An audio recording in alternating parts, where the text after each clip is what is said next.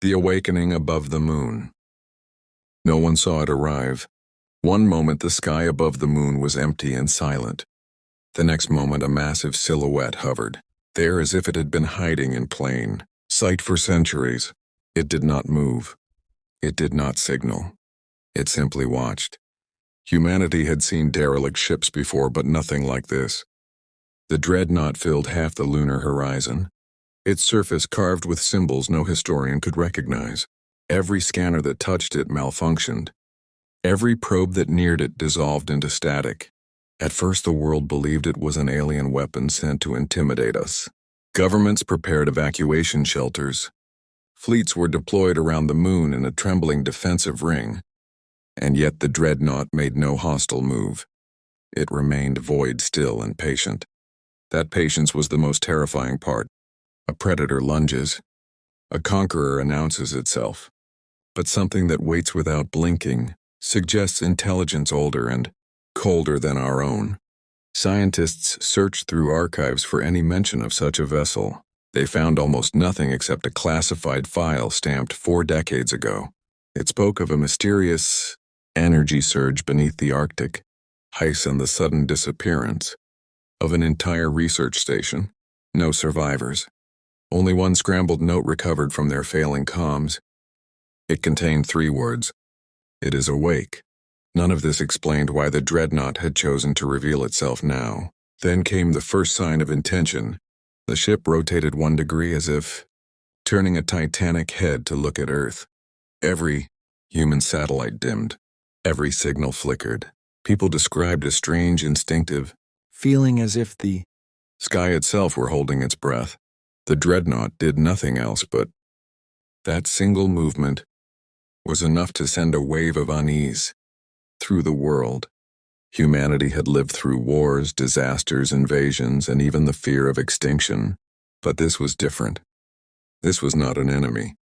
It was not an ally. It was something watching to judge whether we were worthy of knowing the truth behind its awakening. As fleets gathered and nations argued about who should make first contact, the Dreadnought slowly opened a single luminous aperture on its underside. Not a weapon, not a threat, a signal.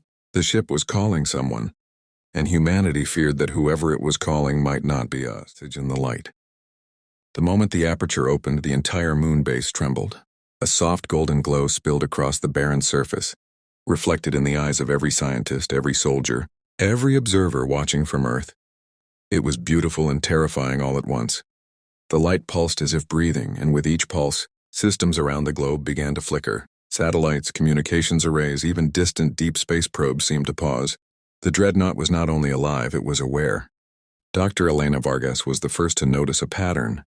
The glow formed shapes within the light, symbols that flickered in and out like a code trying to find comprehension. She traced the edges with trembling hands and whispered aloud, "It's a message. It's trying to communicate."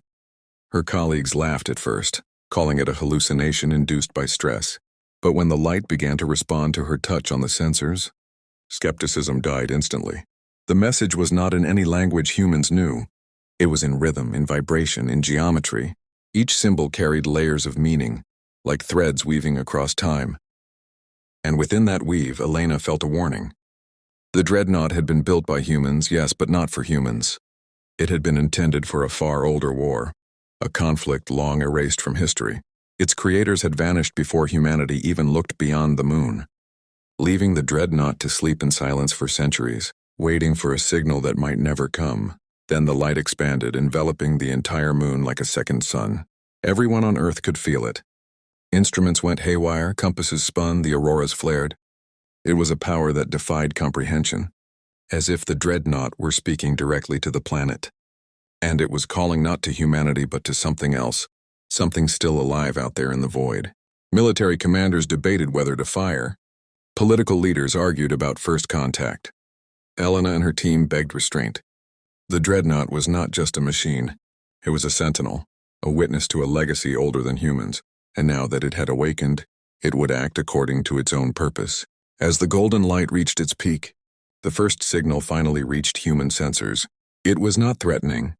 It was not pleading. It was a declaration. Humanity had inherited the Dreadnought. But its true mission belonged to someone else.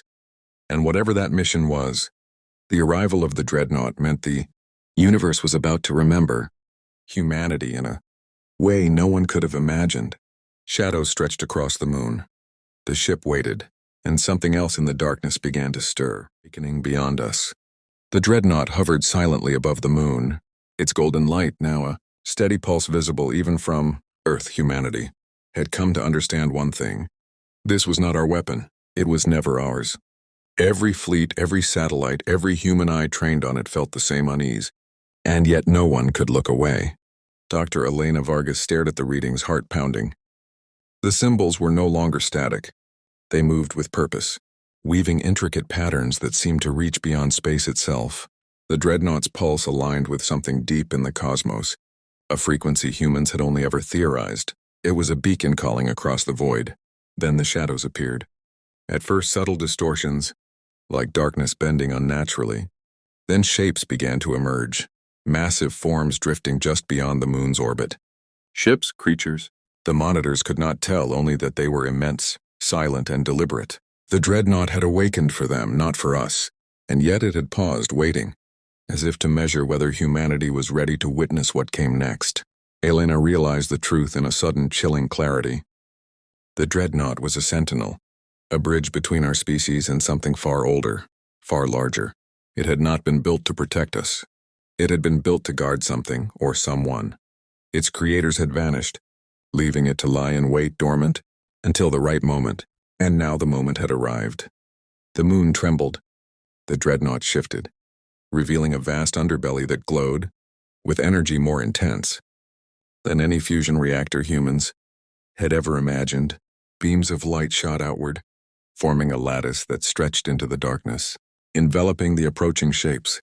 The beings or ships paused in the lattice, as if recognizing a signal written long before humans had walked the earth. For a heartbeat, the universe seemed to hold its breath. Then the Dreadnought pulsed once more, and the shapes responded, aligning with its rhythm. The light reached its peak, bright enough to illuminate the dark side of Earth. And then, almost imperceptibly, it receded. The lattice collapsed, the shapes vanished, and the Dreadnought remained, towering and silent.